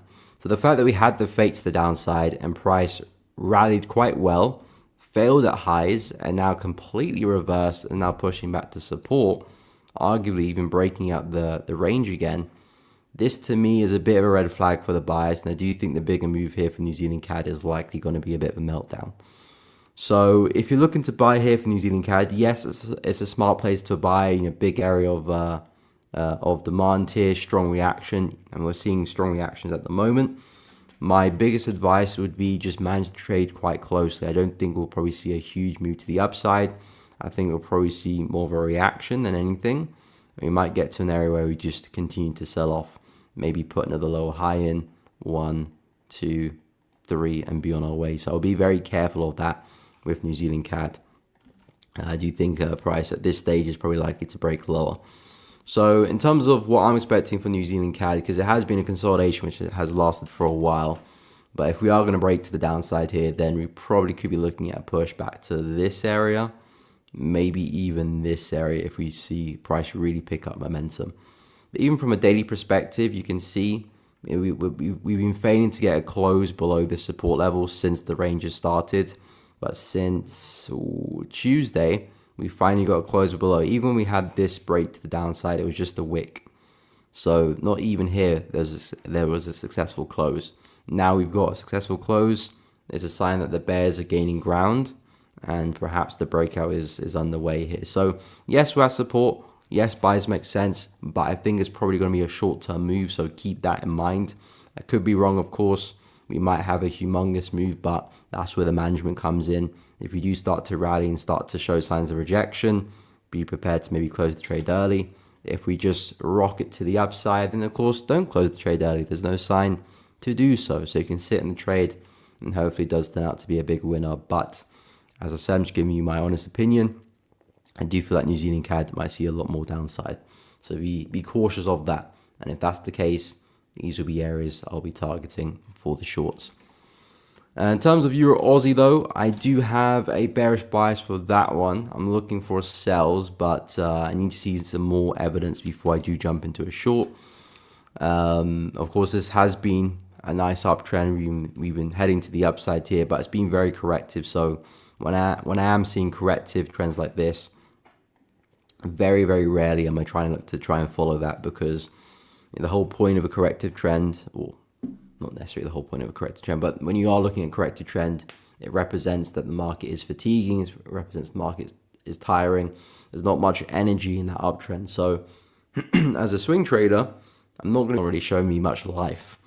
As a swing trader who wants to stay in a trade for quite some time, a few days, maybe a few weeks, if things go very well, then I'm not going to get the biggest move possible.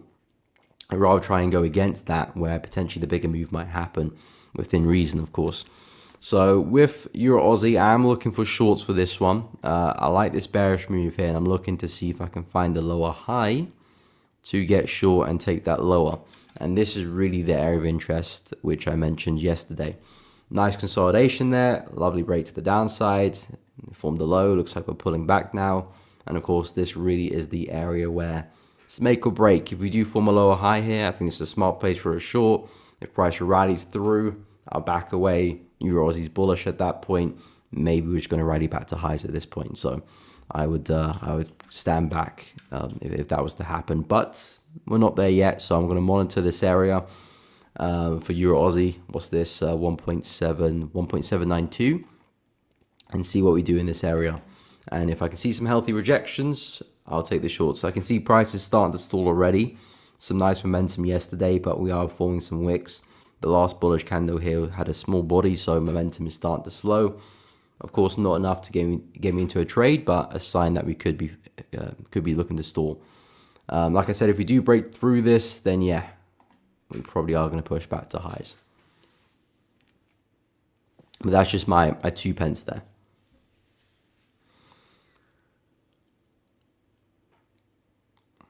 No problem, Derek. Happy to help.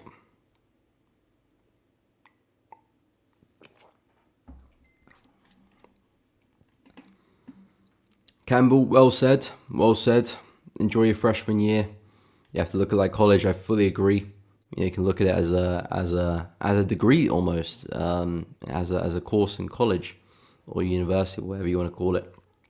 Because it is really like that, to be honest. It's a thing where you're not going to just watch a few videos and suddenly crack the code. And if you do that, you probably eventually give back all those gains pretty soon after, because the market's always going to punish you.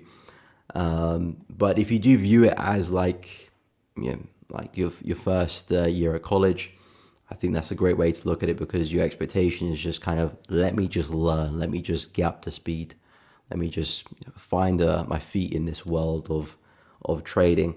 And if you have that as your expectation for the first year, then it's just going to remove so much stress, because of course everyone's here to make profit, everyone's here to make money. And if you have that kind of idea, that expectation coming to the first year, it's probably going to set you back more than it's going to help you, to be honest, because it's going to make you kind of jump some steps which are quite vital for your learning, risk management, discipline, you probably miss some steps. And the funny thing is, if you do miss them steps, eventually you're gonna have to come back and learn them. So you might as well just get them out of the way, really. But yeah, I think that's a good way to look at it, Campbell. Danny, yes, I can look at the Nasdaq for you, no problem. Annie, please check pound CAD as well, no problem. It looks like getting buying momentum. Okay, we'll have a look at pound CAD as well. Achid, I'm just saying Achid. What time frame do you normally take trades? 4-hour time frame is my bread and butter for entries. And no problem, great insight, very valuable, great to hear. That's what I want to hear. Forex Guru, I like the name. New here, what's your opinion on Euro USD? Okay, I've got a bunch of pairs to go through. I'll take a look at Euro in a moment first. I need to get through NAS, pound CAD. Yeah, NAS and pound CAD, and then I'll take a look at Euro. If I have missed out a pair, if someone's requested a pair and I just haven't got to it yet, let me know, because I'm feeling I probably have missed a pair someone has mentioned. But we'll crack on with, completely forgot, was it NAS? Yes, it was NAS. So NAS 100. Now, this one has been interesting. We've created all-time highs recently, so tick, that box is done. And normally after the indices do create all-time highs, NAS, S&P, US 30, they do tend to kind of slowly chug on for a little bit, slowly kind of continue, then eventually they have their correction. And that's kind of what we're waiting for, really. So it depends what type of opportunity you're looking at. If you're right down in the lower time frames for NAS, then you're kind of looking just to keep finding those buys and plug away at NAS, because we could continue this slow chugging away price action for maybe another week or two before we do get that next big correction, which is pretty much inevitable. Price will go through that correction. All we have to do is zoom out, look what price does. Pull back, create the high, chug along, pull back, create the high, chug along, have that big pullback, chug along, pullback. So price does that, pretty much inevitably. It's just the timing of it is difficult. When is that pullback going to happen? No one knows. It might happen earlier, might happen a little bit later. But what we can say at the moment is that we're still bullish. We're still seeing a lot of wicks to the downside, support still holding. The odds of us pushing back to the swing high is pretty high. So if you're on like the 50-minute chart, I would say if we can get a swing back into lows here, which I'm not too sure how realistic that will be, but that's really the better area to buy from, because you're away from all the noise. You can probably get some stop losses below the low here, and you probably put yourself in a very good position to capitalize on a buy. I can see we are starting to form some bullish structure here, so I think this could be a nice place to have a first stab, see what price gives us. If it does break through, then we've got this area here as well, but this could be a nice first stab at US 30 buys, and of course the expectation is pushed back to the high here. So not US 30, sorry, NAS. So in terms of NAS on the lower time frames, very, very bullish market, still chugging away to the upside. Yes, we're expecting a big retracement at some point, but like I said, difficult to tell when that's going to happen. So you're just going to play the bullish game for now until otherwise. And yeah, I think something like this makes a lot of sense back into that area of demand where that momentum came from. Really nice rally to the upside, retest, continuation. If that does fail, then there's a pretty big level of support below us, which I think makes for a good buy as well. As long as price doesn't break through this low here, which of course is the low which gave us the most recent high. As long as we don't break through that low, the bullish bias remains, and the expectation is a push to 23k. So the all-time high. So yeah, that's kind of where I'm at with the NAS. In terms of pound CAD, Annie, you mentioned there is some bullish momentum coming back into the market. Let's have a look. See, yes, there is a very strong candle there. I guess support here is providing a bit of a reaction. Could probably even drag it across to include those areas. I know it's not directly on support, but the market's not always pit perfect. Sometimes we might react slightly above or below areas. So we are coming naturally back into support. I'm still not convinced about the longer term bias for pound CAD. I know the market is still bullish. I think this is naturally a good place to buy the market, to be honest. But as I mentioned, I think last week when I first talked about this opportunity, I probably would be quite cautious with the buys. I think this looks like a good target to be to have, because this is where momentum really came from the bears. Yes, the overall trend is still bullish and higher time frames are still bullish, but I am being a bit cautious because I do think pound CAD is approaching maybe the end of that trend, and we might be seeing a bit of a relief for the market. So being a bit cautious, not trying to get caught in the wrong direction. But yeah, very strong reaction. I think that's a really strong close, to be honest. It would be nice if price was really testing the level, but I think that's actually a solid buy opportunity, to be honest. You can see how corrective we were on the way down, and a very kind of strong statement candle closure, minimal wick to the upside. That looks like a nice buy. And I think we can get a push back to 1.85. I know it's not a crazy swing, but we're being cautious here. Price may continue a lot further. I'm not saying close the trade completely here. I think this is a smart place to lock in some gains, some partials maybe try to stop loss as well, and then see what happens next. As price starts to respect it and come back down, well, maybe you walk away with a small win at that point. Maybe you lock in some gains here, and maybe price picks up momentum and starts flying. You leave the rest of the positions to run. Maybe price does push back to the high. But I would say that's the first area where bears would look to try and take price against you. So in terms of the management side of things, that's kind of where I'd be cautious of, because entries are well and good, but exits can sometimes be tough, and definitely something that is slept on, because of course your entries is always going to be as important as your exits, and your exits going to be always as important as your entries. But yeah, that's the first area I would keep a close eye on. But yeah, I do agree, a bit of momentum is starting to creep into the market there. As for Euro USD, so Euro I'm actually pretty bearish on. I'm looking for some selling opportunities on Euro, which aren't quite here yet. So I'm being patient, but I do think Euro can see a lot more downside. Reason being because we had this very corrective uptrend for a while. The way I see it,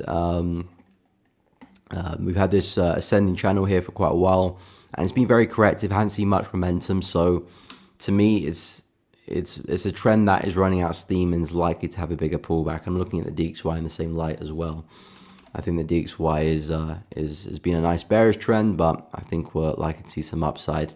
It most likely probably would just be a pullback for us to eventually fall over, but a pullback is kind of what I'm expecting. So Euro USD, I'm looking for that same pullback as well, and a push further down. And I'm looking for a push back into this low. But in terms of shorting opportunities for myself, I want to see us kind of pick up some momentum here a little bit. We've had a very corrective move down. We've had a corrective breakout to some degree. I know we had some momentum there from CPI, but we've quickly become quite corrective again. So I want momentum to pick up to really show me that, okay, we mean business here with the sells. And then, yeah, I'll be looking at pullbacks, perhaps even the retest of that same area for a sell, because this could turn into a very nice area of supply, nice consolidation. If you can get a strong push down, naturally that probably will be an area of supply. Maybe some resistance here lines up as well. That could be a very smart place for a short, and we could be looking at a nice swing to the downside off the back of that. So that's really what I'm interested in for Euro USD. On a 4-hour chart, I'm pretty bearish on the pair. Not interested to buy at all. I think the trends run out of steam. And again, as a swing trader, I keep going over this, but it's a very important kind of aspect of swing trading. As a swing trader, you're looking to capitalize on swings. And a big thing to keep an eye on is the healthiness of the market. You know, how likely is the market to continue doing something, especially in FX as well, where we don't tend to trend for too long. If the market has been trending for quite some time and then showing signs of fatigue, as a swing trader, you're not going to keep buying that. As a day trader, that's a different game because you're only buying for the day or buying for the session. So you're just looking to try and capitalize on a small swing. So following that uptrend, buying that direction makes a lot of sense. But if I'm going to enter at this price here and I'm looking to try and hold for a few days, maybe a few weeks, I'm probably going to get burned at some point. Price might rally initially in my favor, but probably going to dip at some point. Me holding for a longer time is actually a weakness in this stage. Holding for a short time, which is why it favors more day traders and even scalpers as well, makes sense. So as a swing trader, when I'm seeing signs of a market running out of steam, I'm backing away and either looking for that trend to become healthy again, so another big swing and momentum comes back into the market, then okay, yes, we're likely to continue now. The trend looks healthy again. Now the buys make sense. So either that happens or we tire and reverse, and then the new found bearish trend of a new trend. I know at least we can get some distance with this one, even if it is just a pullback for the larger bullish trend. So I have to be quite cautious of that aspect. Is the trend running out of steam? Is it looking a little bit more choppy now? Is it becoming more corrective? Is the pullbacks becoming more frequent, deeper pullbacks as well? Those are questions I have to ask myself. Is the trend worth following? A good kind of example is kind of the trend that we had in 2022, which was continuing from quite a while, but we had very kind of healthy bearish swings. So that told me that, okay, this trend is still alive, it's still kicking, we're still seeing momentum. I would still like to short this one. And then after a while, it did come quite corrective here, and then eventually it did reverse. And that's where you back away and then look for buys, even though this didn't really provide much of a pullback, but that's kind of how I see it. But yeah, that's kind of my take for Euro and DXY. Pretty much the same situation, just in the opposite direction. At the moment, the dollar's still looking relatively quite bullish. So if we can see that pick up momentum, then I'm looking for for the DXY as well. So in terms of my watch list going forward, Euro USD shorts at the top of it. Silver longs at the top of it as well. In fact, I think silver is actually the top of the top right now because it's actually not far away from actually an opportunity. But I like silver. There's a lot of momentum in the market right now. We've seen a lovely impulse back over here, lovely consolidation, another impulse over there, lovely consolidation, another impulse over here again. This time no consolidation, more of a retracement, which is great because now it's actually giving me an opportunity to get into the trend, into the trade. And yeah, if I can see a healthy retest of the high and I get some healthy entry signals, so wicks, bullish engulfing candles, that's primarily what I'll be looking for. Hop into a trade and targets pretty much back to highs, but I'll probably be leaving a big chunk just to trail, to be honest, because in this situation, when you've got a clear trend like this, especially a market that has the room to run, if I go to the monthly chart really quickly, I'm expecting long term to see silver back at the all-time highs at 48.50. I think there's a lot of room to run, and you don't know with silver. You don't know. Maybe this is going to be the next explosive breakout. Sometimes you are a little bit corrective, and then boom, the market flies.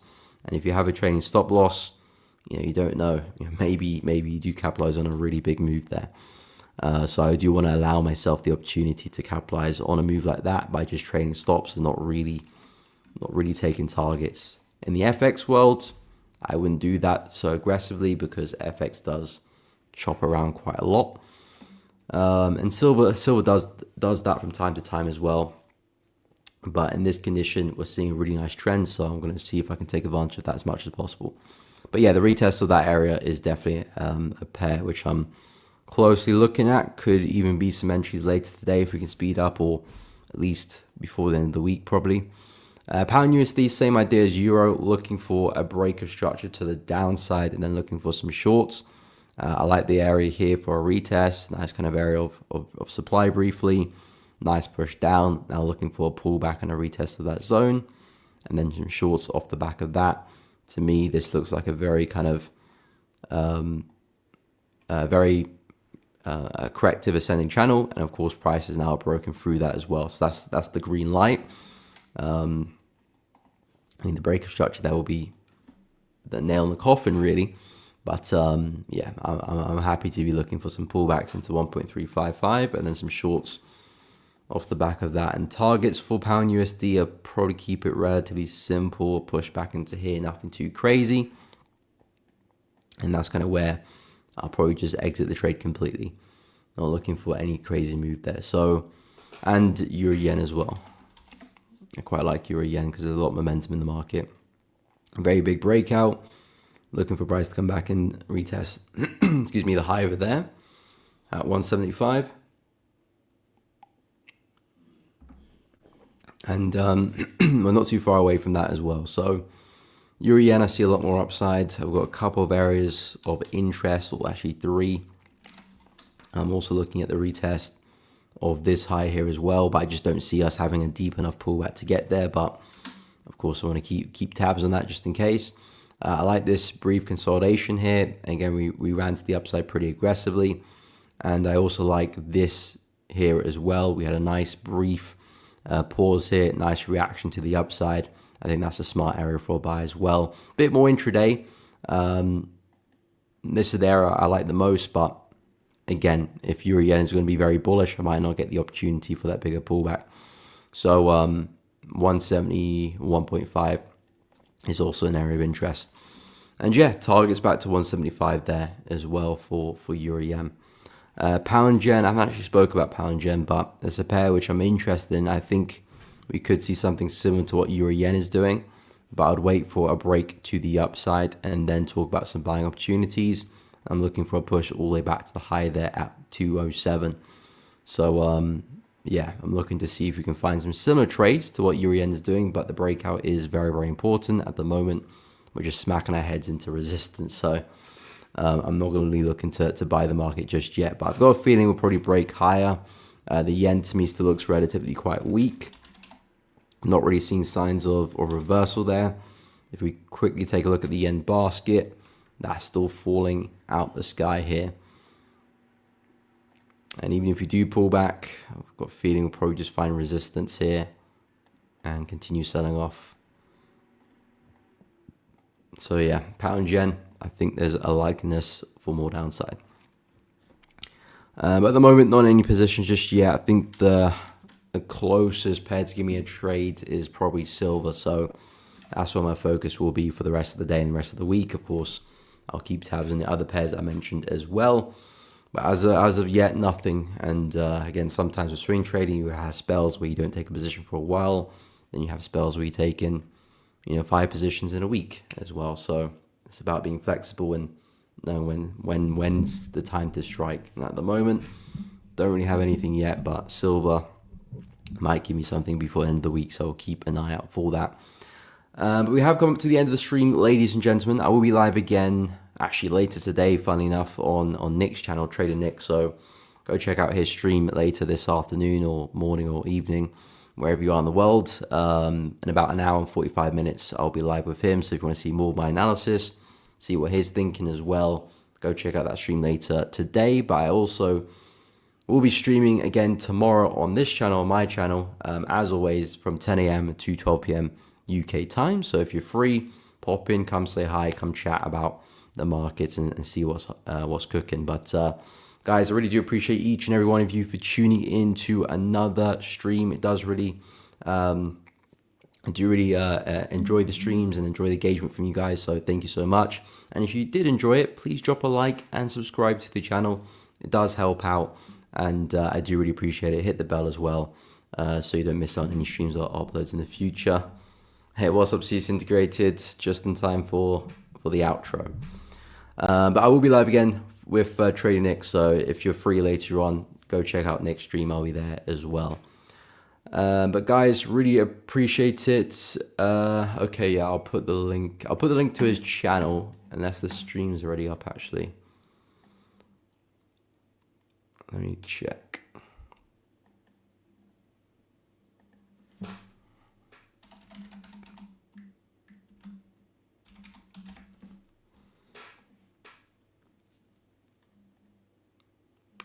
Okay, the stream is there. Okay. Okay, so that's the link to Nick's stream that will be live later today, and that's the stream that I'll be a guest on. So you can check out that stream later today.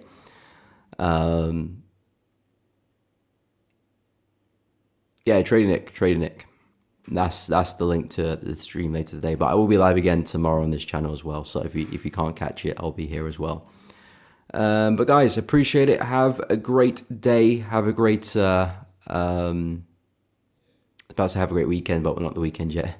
Have a great day, and I'll catch you all hopefully later today, if not tomorrow. But have a good one, guys.